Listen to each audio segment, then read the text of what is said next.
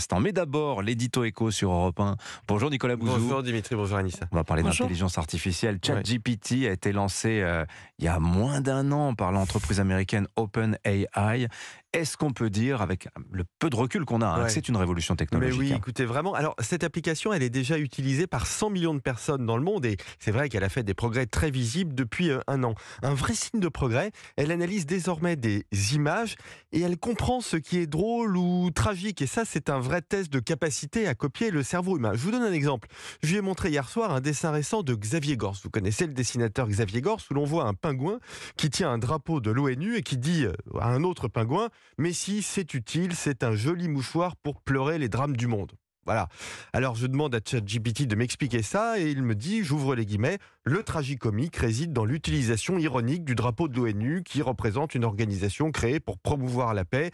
Il est suggéré ici qu'elle ne sert qu'à pleurer symboliquement sur les tragédies. Et c'est pas mal quand même comme analyse. C'est pas drôle comme phrase, C'est mais pas au moins, il drôle a du compris, tout, oui. mais je vous prends cet exemple parce qu'on disait que ChatGPT n'avait pas la capacité de comprendre la sensibilité humaine. Depuis un an, si.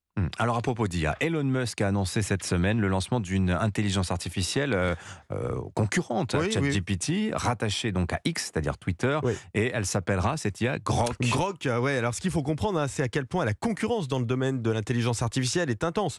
Google, Amazon, Microsoft se sont lancés dans cette course. C'est donc aussi le cas de X, Twitter, avec une intelligence artificielle qui sera fournie aux utilisateurs payants du réseau social. Alors, d'après Elon Musk, elle sera non woke. Il la différencie de cette façon de ChatGPT. Alors, ChatGPT, de son côté, investit énormément pour garder une longueur d'avance. Son fondateur, Sam Altman, a annoncé en début de semaine la mise en ligne prochaine de chatbots, c'est-à-dire des robots conversationnels spécialisés. Vous aurez par exemple un assistant, Dimitri, pour les tâches ménagères, Ah, ça, c'est un bien. professeur de mathématiques pour les enfants. La concurrence pousse les investissements et donc les progrès de l'IA à une vitesse inégalée. En quoi ça va changer l'économie, Nicolas? Écoutez, nos smartphones vont devenir des hébergeurs de dizaines d'intelligences artificielles avec lesquelles nous allons discuter pour faire la cuisine, organiser nos vacances, régler nos problèmes de couple, peut-être.